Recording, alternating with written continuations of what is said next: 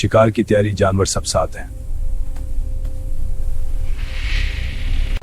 तुमने मेरा शिकार चरा लिया। नहीं, मैंने कुछ नहीं किया। झूठ मत बोलो, सबूत मेरे पास है। ये सब गलत है।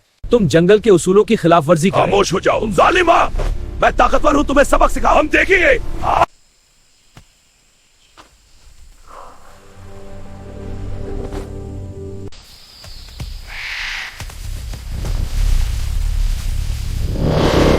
बेटा, सब्र सबसे बड़ी खूबी है। हर मुश्किल वक्त गुजर जाता है। हमेशा दूसरों के साथ अच्छा सलूक, ये नसीहत याद रखना।